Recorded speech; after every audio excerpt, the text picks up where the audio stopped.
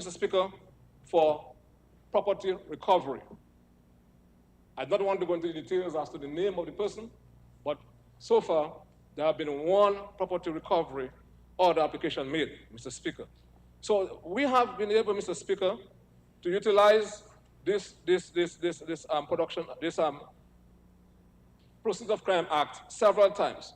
So the 14 production orders I just made reference to had to do what the court, the FIU, working with the attorneys and chambers, have applied to a financial institution to obtain information that is relevant to a money laundering investigation. And that is how this act works, in conjunction with the Money Laundering and Prevention Act. And of course, the same can be said for people who want to actually facilitate, by any means, terrorist financing, etc. And of course, we may have to ask the question as to whether there were any proceeds from the visit to the Polisario. That is something that we have to ask a very serious question about, and whether the funds were disclosed, if at all funds were actually received and for the purpose for which those funds were received. So, Mr. Speaker, with that brief intervention, I close this debate on the substantive issue before this honorable House, Mr. Speaker.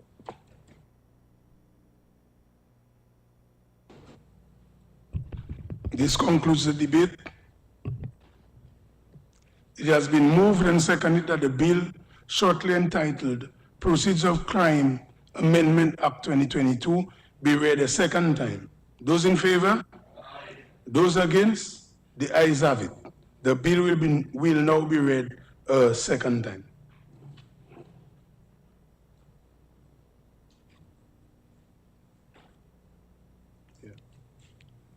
Proceeds of Crime Amendment Act 2022.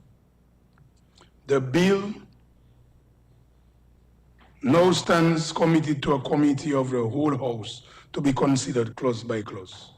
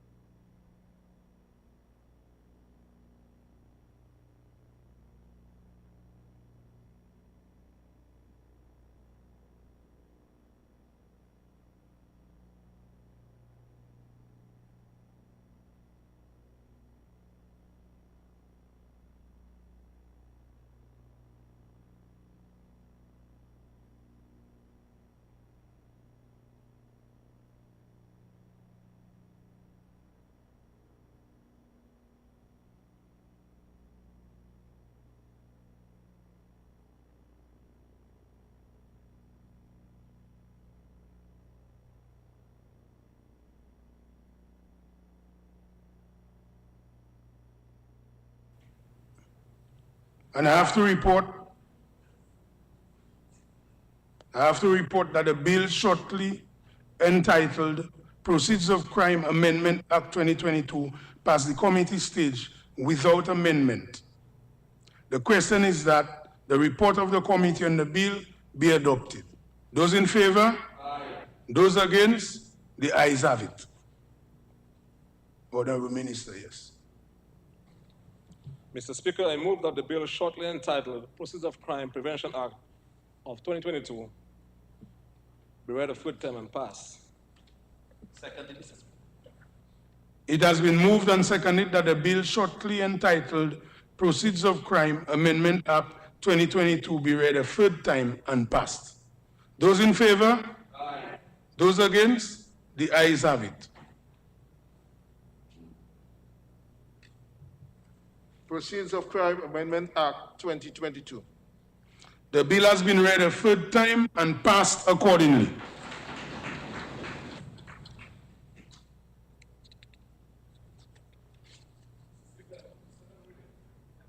Of the bill shortly entitled Suppression of Financial Terrorism Amendment Act of 2022. Second,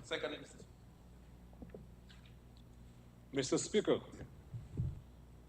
The Suppression of Financing of Terrorism Bill has 23 clauses and seeks to expand the original act by providing additional definitions, the provisions of Sanctions Committee, and to strengthen the overall effectiveness of Dominica's counter-terrorism financing and United Nations Security Council resolutions compliance regime.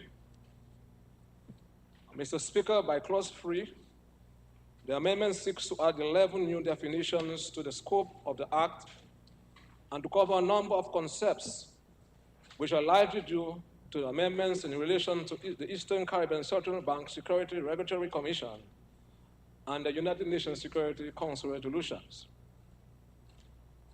A definition for terrorist entity, which means the person who is owned or controlled by a terrorist or terrorist group, as well as a banking business, among others, are included in this clause.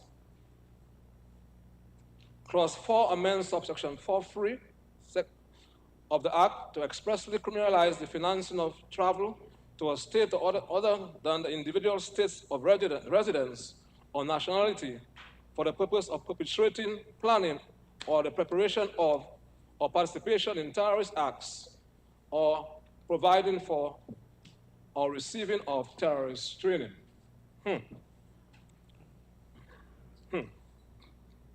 Clause 5, Mr. Speaker, amends section 5, subsection 1, by increasing the financial penalties to be imposed for an offense under section 4. Anyone guilty of perpetrating any act involving the financing of terrorism can be punished as follows. In case of an individual, the penalty has been altered from a fine of $200,000 or imprisonment for a term of 25 years or both to a fine of $500,000 or imprisonment for a term of 25 years or both. In the case of an entity, the penalty has been increased from $1 million to $2 million. Clause 6 amends section 7, which deals with the liability of financial institutions to include the scheduled businesses as defined in section 2 of the Money Laundering Prevention Act. Mr. Speaker, this amendment seeks to establish or to have the Attorney General as the competent authority for proposing designation of persons, group, or entities as terrorists to a United Nations Security Council resolution committee. Clause 7, Mr. Speaker, amends Part 6 of the Act. The Attorney General, Mr. Speaker, must employ necessary procedures and mechanisms to collect or solicit as much information as possible to identify persons who would meet the relevant criteria for designation to the relevant United Nations Security Council resolutions committees. Clause 7 also sets out the power and responsibility of the Attorney General in relation to the designation of people as terrorists. That's very important.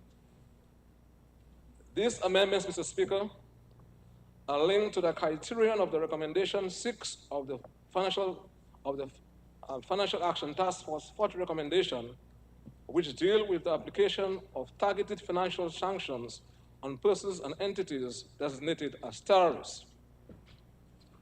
Mr. Speaker, this amendment also extends the power of the minister under Section 11 of the Act by substituting a new subsection 1, which empowers the minister to designate a person, a group, or entity a terrorist by order if he has reasonable grounds to believe that they have knowingly engaged or participated or attempted to participate or facilitate a terrorist act,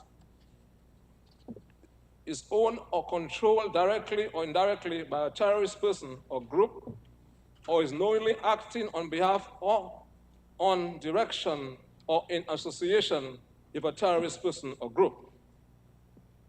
Mr. Speaker, we believe that this amendment is needed not only to prevent the ability for persons, or people more importantly, or groups, businesses, and entities to finance terrorism, but to do so in a timely manner. This is why Clause 13 provides for the freezing of funds without delay by inserting eight new sections. That is to say, Mr. Speaker, from 13A to 13H, that provide for how matters pertaining to the application for review of a designation of freezing order must be dealt with. This section requires that copies of application for review must be served upon the Attorney General, who will be given an opportunity to make a representation to the court in respect of any proceedings for the review of a designation order or a freezing order.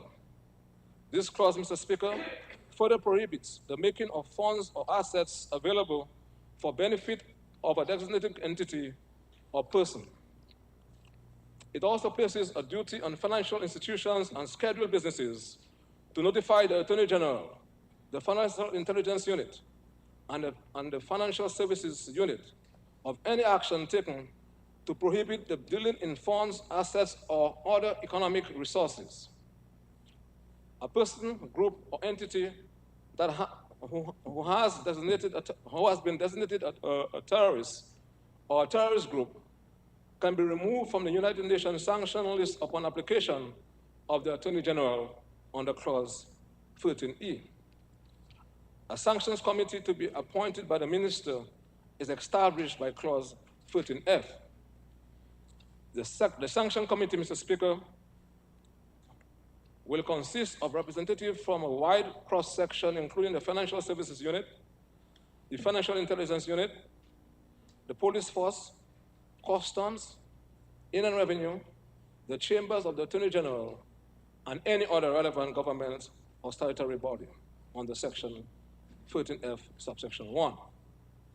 This sanctions committee is responsible for keeping up to date with the designation criteria and the United Nations resolution list, as well as identifying persons who satisfy the criteria for designation and coordinating and conducting needed investigation for designation under 13F, subsection 2. The Sanction Committee has also, Mr. Speaker, a duty to notify relevant competent authority of identification made by the individuals, group, undertakings, or entities on a United Nations sanction list. By Clause 13H, the minister may make regulations, reference the criteria for designation, procedures, and standard forms for listing and providing statements of case mechanisms for communicating designation to the financial sector, the treatment of funds or assets held by designated entities, and the sanctions committee, etc., etc. Mr. Speaker, Clause 14 to 22 are consequential amendments to providing for insertion of words and terms flowing from amendments from other provision of the Act, and do not require an in-depth traversing, Mr. Speaker. Most of it deals with expanding the scope of various sections of the Principal Act by making applicable to the scheduled businesses. Clause 23 amends Schedule 2 of the Act by inserting virtual assets business in the list of scheduled businesses. Mr. Speaker, overall, we are very confident of this legislation, which seeks to expand the abilities of the various enforcement agencies and entities to suppress the financing of terrorism. I commend this bill before this honorable House for debate.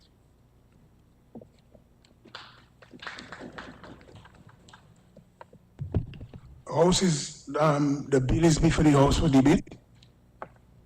Well, Mr. Speaker, the debate, we have debated on all our energies in the earlier part of the morning have been exerted. I'm really talking about things we should also say yes and raise our hands in support and go to our respective offices and gardens, those of us who have work to do, Mr. Speaker. So, Mr. Speaker, I commend this bill before this honorable House, and by so saying, I close this debate on this matter, Mr. Speaker. This concludes the debate. It has been moved and seconded that the bill shortly entitled Suppression of Financing of Terrorism Amendment Act 2022 be read a second time. Those in favor? Aye. Those against? The ayes have it. The bill will now be read a second time.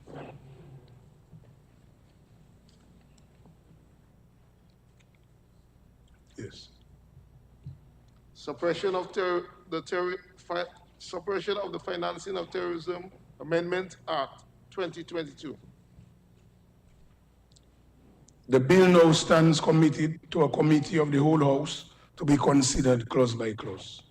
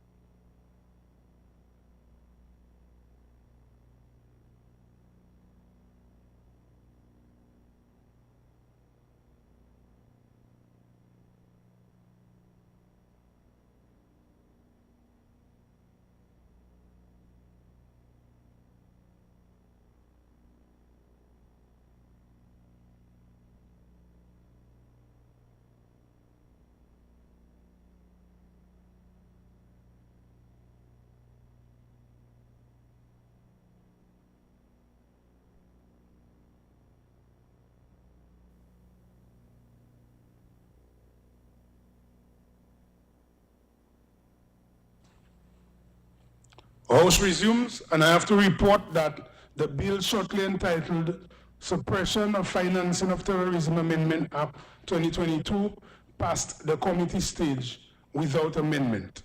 The question is that the report of the committee on the bill be adopted. Those in favor? Those against? The ayes have it. That the bill shortly entitled Suppression of the Financing of Terrorism Amendment Act 2022 be read a third time and pass. It has been moved and seconded that the bill shortly entitled Suppression of Financing of Terrorism Amendment Act 2022 be read a third time and passed. Those in favor? Those against? The ayes have it.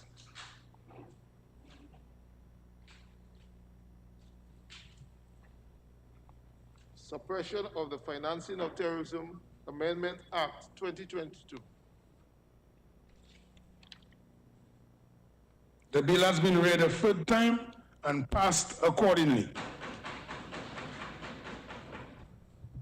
Yeah, members, before we proceed, yes, I did route the members of the Honorable House because it was an emergency session and the weekend was falling just in concurrent with that situation. So I made an exception to write to members and to allow the House to be open on Saturday and Sunday if members wished to do research. That was just an unprecedented circumstance, so that is why I did that exception. In the future, the House is always open from Monday to Friday, where members, Mondays to Fridays from 8 to 5, and Tuesday to Friday from 8 to 4, so members could come to the House to do their research anytime. So we can proceed.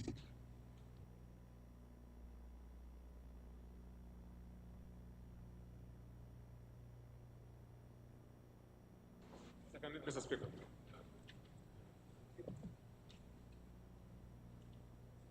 Okay. Yeah. Mr. Speaker, I move that this Honorable House be adjourned, signed it aye. Seconded, Mr. Speaker. It has been moved and seconded that the House be adjourned, signed it aye. Those in favor? Aye. Those against? The ayes have it. House is adjourned, sign the die. Mr. Speaker.